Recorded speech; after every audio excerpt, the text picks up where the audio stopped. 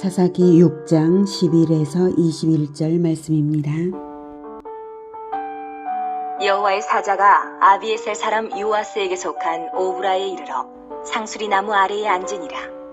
마침 요아스의 아들 기드온이 미디안 사람에게 알리지 아니하려 하여 밀을 포도주 틀에서 타작하더니 여호와의 사자가 기드온에게 나타나 이르되 큰 용사여, 여호와께서 너와 함께 계시도다. 하매 기드온이 그에게 대답하되 오 나의 주여, 여호와께서 우리와 함께 계시면 어찌하여 이 모든 일이 우리에게 일어났나이까? 또 우리 조상들이 일찍이 우리에게 이르기를 여호와께서 우리를 애굽에서 올라오게 하신 것이 아니냐 한 그 모든 이적이 어디 있나이까? 이제 여호와께서 우리를 버리사 미디안의 손에 우리를 넘겨주셨나이다. 하니 여호와께서 그를 향하여 이르시되 너는 가서 이 너의 힘으로 이스라엘을 미디안의 손에서 구원하라. 내가 너를 보낸 것이 아니냐 하시니라. 그러나 기드온이 그에게 대답하되 오 주여, 내가 무엇으로 이스라엘을 구원하리이까? 보소서, 나의 집은 므낫세 중에 극히 약하고 나는 내 아버지 집에서 가장 작은 자니이다. 하니 여호와께서 그에게 이르시되 내가 반드시 너와 함께 하리니 내가 미디안 사람 치기를 한 사람을 치듯 하리라. 하시니라. 기드온이 그에게 대답하되 만일 내가 주께 은혜를 얻었사오면 나와 말씀하신 이가 주 되시는 표징을 내게 보이소서. 내가 예물을 가지고 다시 주께로 와서 그것을 주 앞에 드리기까지 이곳을 떠나지 마시기를 원하나이다. 하니 그가 이르되 내가 너 돌아올 때까지 머무르리라. 하니라. 기드온이 가서 염소 새끼 하나를 준비하고 가루 한 에바로 무교병을 만들고 고기를 소쿠리에 담고 국을 양푼에 담아 상수리 나무 아래 그에게로 가져다가 드리매 하나님의 사자가 그에게 이르되 고기와 무교병을 가져다가 이 바위 위에 놓고 국을 부으라. 하니 기드온이 그대로 하니라. 여호와의 사자가 손에 잡은 지팡이 끝을 내밀어 고기와 무교병에 대니 불이 바위에서 나와 고기와 무교병을 살랐고 여호와의 사자는 떠나서 보이지 아니한지라. 사랑하는 형제 여러분, 11월 24일 수요일 새벽 묵상에 오신 것을 환영합니다. 이스라엘은 하나님과 언약을 맺은 언약 백성입니다. 영원하신 하나님과 유한한 인간 사이의 언약이므로 유한한 인간이 영원하신 하나님께 합당하게 언약을 지키고자 할 때에 반드시 해야 할 일은 자기 세대만으로 끊어지지 않게 언약을 계승해야 하는 것입니다. 언약 계승, 그것을 반드시 해야 합니다. 하나님의 말씀을 가르침으로써 언약을 계승해야만 언약 백성의 지위가 분명해지고 축복을 누릴 수 있는 것입니다. 그런데 여호수아 이후 지도자도 백성들도 언약을 계승하는 교육을 하지 않은 것이 사사기의 안목을 불렀고, 한번 끊어진 이후에는 하나님이 사사를 세우셔도 한 세대의 구원에 만족할 뿐 후세대로 계승하는 그런 제자화는 좀채로 시작될 기미가 없습니다. 아니, 오히려 이스라엘은 점점 더 영적 수준이 약화되고 낮아지고 어두워져 갈 뿐입니다. 온니엘, 에훗, 삼갈, 드보라에 이어 보여주는 사사기 6, 7, 8장 기드온 사사의 일대기는 지도자로 부르심을 받은 것을 얼른 믿지 못할 지경이 된 연약한 지도자의 모습과 또 하나님의 능력으로 승전한 이후에는 마음이 오히려 높아지는 지도자의 모습과 어리석은 백성들의 모습이 여러 각도에서 조명됩니다. 제자화에 다가가기는커녕 더욱 멀어지는 모습이 기드온 사사 시대의 모습입니다. 오늘 본문 부분은 기드온 사사를 부르시는 내용입니다. 11절.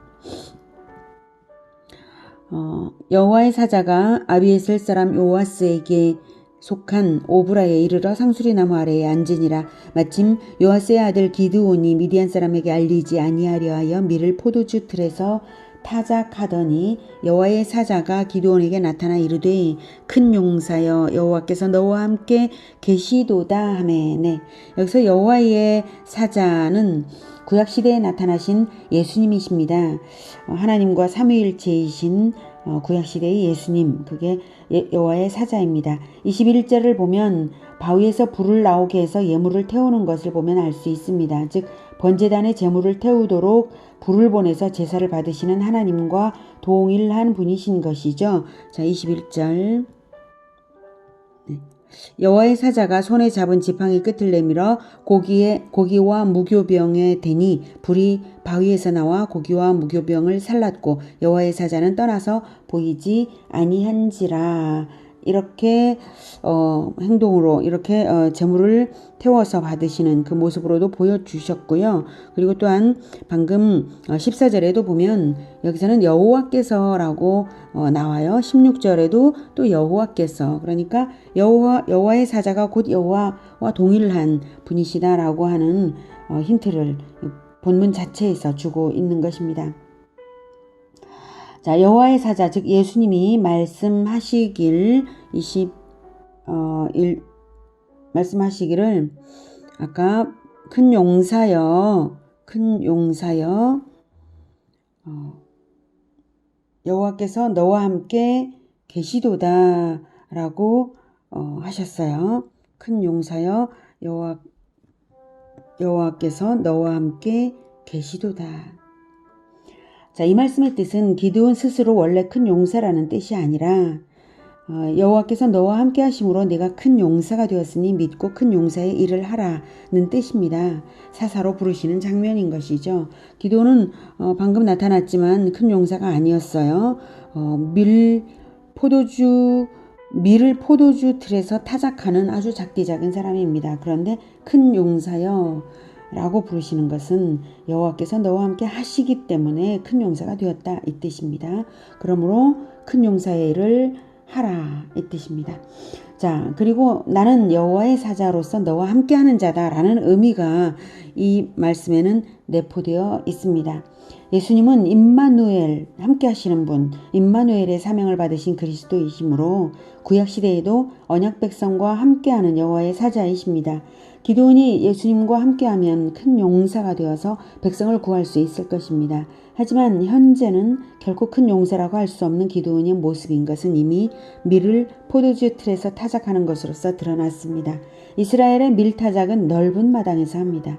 그런데 좁은 포도주 틀에서 하는 기드온의 모습은 미디안의 압제가 그만큼 심했다는 것도 알 수 있고, 또한 미디안의 눈을 피하기 위해 애쓰는 작디 작은 기드온의 모습입니다. 하지만 여호와께서 함께 하시면 큰 용사가 된 것이니 큰 용사의 일, 즉 백성을 구하는 일을 하라는 뜻이었습니다.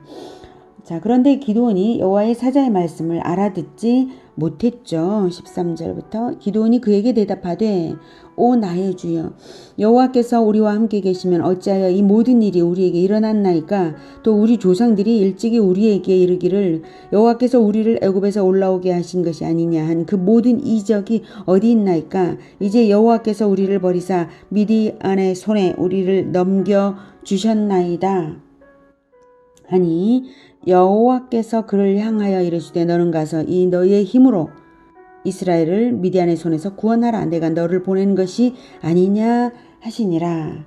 자, 기드온이 여호와의 사자의 말을 알아듣지 못하고 오히려 원망을 하니까 다시 말씀의 뜻을 확인시켜 주십니다.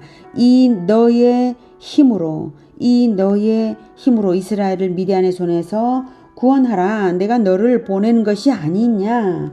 그렇게 원망할 필요 없다. 지금 그래서 지금 너를 보내는 것이고 이 너의 힘으로, 즉 내가 함께함으로 승리를 보장하는 그 힘이 내게 있으니 사명을 수행하면 그 힘이 나타난다는 의미입니다. 13절의 기드온의 말이 얼핏 듣기에는요 맞는 말 같이 보여도 맞지 않습니다. 여호와께서 이스라엘 백성을 방치하신 이유는 이스라엘이 먼저 언약을 버렸기 때문에 그리하신 것입니다. 그것은 이미 10절까지에서 나왔듯이 이미 선지자를 보내셔서 이미 말씀을 하신 것입니다. 10절까지에서 6절부터 그렇게 말씀하셨죠. 이스라엘이 미디안으로 말미암아 궁핍함이 심한지라. 이에 이스라엘 자손이 여호와께 부르짖었더라. 이스라엘 자손이 미디안으로 말미암아 여호와께 부르짖었으므로 여호와께서 이스라엘 자손에게 한 선지자를 보내시니 그가 그들에게 이르되 여호와께서 이같이 말씀하시기를 이스라엘의 하나님 내가 너희를 애굽에서 인도하여 내며 너희를 그 종되었던 집에서 나오게 하여 애굽 사람의 손과 너희를 학대하는 모든 자의 손에서 너희를 건져내고 그들을 너희 앞에서 쫓아내고 그 땅을 너희에게 주었으며 내가 또 너희에게 이르기를 나는 너희의 하나님 여호와이니 너희가 거주하는 아모리 사람의 땅의 신들을 두려워하지 말라 하였으나 너희가 내 목소리를 듣지 아니하였느니라. 네. 이렇게 하나님께서 이미 이렇게 하신 그것을 근거로 해서 너희들과 내가 언약을 맺지 않았느냐. 그래서 나는 너희의 하나님 여호와가 되었지 않았느냐. 그런데 왜 내 목소리를 듣지 않았느냐. 이런 말씀을 하셨잖아요. 너희가 내 목소리를 듣지 아니하였느니라. 이스라엘이 하나님의 목소리를 듣지 않아서 미디안의 손에 그렇게 된 것입니다. 그렇다고 말한 것 자체조차도 기도원이 듣지 않았죠. 그러니까 이 원망을 또 하는 거예요. 자, 그러니 얼마나 이스라엘이 깜깜했는지를 보여주는 장면인 것입니다. 이스라엘은 전혀 하나님과 소통이 안 되는 귀머거리요 소경인 상태가 되어 있었던 것입니다. 15, 16절 그러나 기드온이 그에게 대답하되 오 주여 내가 무엇으로 이스라엘을 구원하리까? 보소서 나의 집은 므낫세 중에 극히 약하고 나는 내 아버지 집에서 가장 작은 자니이다. 하니 여호와께서 그에게 이르시되 내가 반드시 너와 함께하리니 내가 미디안 사람 치기를 한 사람을 치듯 하리라 하시니라. 네. 15절의 이 기드온의 말이 매우 겸손한 것처럼 들리죠. 이런 것은 겸손이 아닙니다. 겸손이 아니라 그저 사명을 주시는 하나님의 부르심을 알아듣지 못하는 것일 뿐입니다.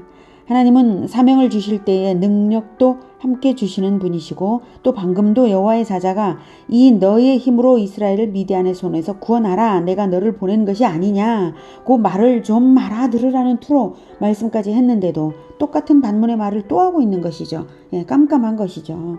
그래서 여호와의 사자가 밝혀 말씀하십니다. 16절에서 여호와께서 그에게 이르시되 내가 반드시 너와 함께 하리니 네가 미디안 사람 치기를 한 사람을 치듯 하리라. 주님께서 함께 하시면 명령을 수행하기만 하면 되고 자기에게서 나오는 힘은 곧 주님의 힘인 것입니다. 그러면 모든 것이 형통하고 능력으로서 되는 것입니다. 17절 기드온이 그에게 대답하되 만일 내가 주께 은혜를 얻었사오면 나와 말씀하신 이가 주 되시는 표징을 내게 보이소서. 기드온의 성격은 돌다리도 두드려보고 건너는 사람이에요. 그래서 표징을 요구하는 목적은 상대방이 주 되시는 분이신지 아닌지 확인하고 믿든지 말든지 하겠다는 것입니다. 주님이 주시는 것이 맞다면 믿고 싶어서 사명을 수행하고 싶어서 그러는 것이니까 하나님을 시험하는 죄라고 볼 수는 없죠. 자, 18절 내가 예물을 가지고 다시 주께로 와서 그것을 주 앞에 드리기까지 이곳을 떠나지 마시기를 원하나이다 하니 그가 이르되 내가 너 돌아올 때까지 머무르리라 하니라. 기드온이 가서 염소새끼 하나를 준비하고 가루 한 에바로 무교병을 만들고 고기를 소쿠리에 담고 국을 양푼에 담아 상수리나무 아래 그에게로 가져다가 들이매 하나님의 사자가 그에게 이르되 고기와 무교병을 가져다가 이 바위 위에 놓고 국을 부으라 하니 기드온이 그대로 하니라. 여호와의 사자가 손에 잡은 지팡이 끝을 내밀어 고기와 무교병을 대니 불이 바위에서 나와 고기와 무교병을 살랐고 여호와의 사자는 떠나서 보이지 아니한지라. 여호와의 사자는 바위를 번제단 삼고 고기와 무교병을 제물 삼아서 제물을 받으신 것입니다. 번제단을 맨 처음 만들어서 맨 처음 성막 제사를 드릴 때에 하늘에서 불이 내려와서 제물을 태운 사건과 동일하죠. 그러니 여호와의 사자가 하나님의 아들 그리스도이신 것을 확인할 수 있는 표적입니다. 고기와 무교병을 가져다가 이 바위 위에 놓고 국을 부으라 하셨죠. 국을 부었으니 불살라지기 어려운 것을 불사름으로써 증거가 되게 하려는 의도라기보다는 뭐 그런 효과도 없진 않죠. 하지만 그것은 부수적인 것이고요. 이미 바위에서 불이 나오게 한 것 자체부터가 이적이고 능력이죠. 국을 부으라는 것은 번제단에서 소제와 전제를 부어서 제물을 올리는 방식대로 하게 하신 것입니다. 제사 방식의 구체적인 것은 여기서는 생략하고요. 중요한 것은 그분은 정말로 여호와의 사자인 것이 분명하다는 증거가 나타났다는 사실이고요. 작디 작은 한 사람을 불러서 함께 하시면서 이스라엘을 여호와의 힘으로 구원하시겠다는 메시지입니다. 하나님은 전능하심으로 스스로 힘 있는 자를 사용하실 이유가 전혀 없으십니다. 오히려 작은 자를 들어 쓰시면서 여호와의 능력을 보여주시는 분이십니다. 드보라가 여자였는데도 모든 남자들보다 더 큰 능력을 보인 것과도 같습니다. 오늘은 아무리 작은 자일지라도 사명을 받아 하나님이 함께 하시면 큰 능력을 발휘하여서 백성을 구할 수 있다는 것을 배웠습니다. 백성을 구하기 위해 큰 능력이 필요한 것이지 다른 이유는 없는 것이고요. 우리에게 주신 사명은 모든 민족의 복음화 제자화입니다. 모든 민족이 바로 하나님의 백성, 잠재적인 백성입니다. 그래서 복음화 제자화로서 백성들을 구해내는 것입니다. 우리에게 함께 하시는 분은 하늘과 땅의 모든 권세를 받으신 주 예수님이십니다. 마태복음 28장 18, 19, 20절에 예수께서 나와 말씀하여 이르시되 하늘과 땅의 모든 권세를 내게 주셨으니 그러므로 너희는 가서 모든 민족을 제자로 삼아 아버지와 아들과 성령의 이름으로 세례를 베풀고 내가 너희에게 분부한 모든 것을 가르쳐 지키게 하라. 볼지어다 내가 세상 끝날까지 너희와 항상 함께 있으리라 하시니라. 모든 민족을 구원하라고 우리를 보내시니 기드온처럼 원망하고 핑계를 댈 것이 아니라 아멘으로 순종하고 나서면 되는 것입니다. 그러면 기드온과 함께 하시는 주님께서 우리와 함께 하시면서 승리를 보장하십니다. 하늘과 땅의 모든 권세로서 성공을 보장하십니다. 사명을 받아 결단하는 우리 모두가 되기를 축복합니다. 기도하겠습니다. 하나님, 모든 민족을 구원하라는 하나님의 사명이 이미 주어졌고 우리는 그 사명을 받았습니다. 그 사명을 받아서 복음화 제자화에 나서고 있습니다. 하나님, 주 예수님께서 우리와 함께 하시는 것을 또한 믿습니다. 하늘과 땅의 모든 권세를 받으신 주 예수님께서 우리와 함께 하시니 우리가 아무것도 두려워하지 않고 복음화 제자화에 늘 나서겠습니다. 주님, 우리에게 복음을 들을 자들을 언제나 붙여주시옵소서. 그리고 또한 우리를 통하여서 주 예수님의 제자가 될 자들을 늘 붙여주시고 공동체를 이루게 하시고 모든 민족으로 부지런히 언제까지나 나가서 복음화 제자화 할 수 있도록 예수님 다시 오실 때까지 이 사명을 끝까지 수행하며 완전한 승리의 길 가게 하여 주시옵소서. 주 예수님께서 우리와 함께 하시는 줄을 믿습니다. 예수님의 이름으로 기도드립니다. 아멘. 이어지는 시간은 개인 기도 시간입니다.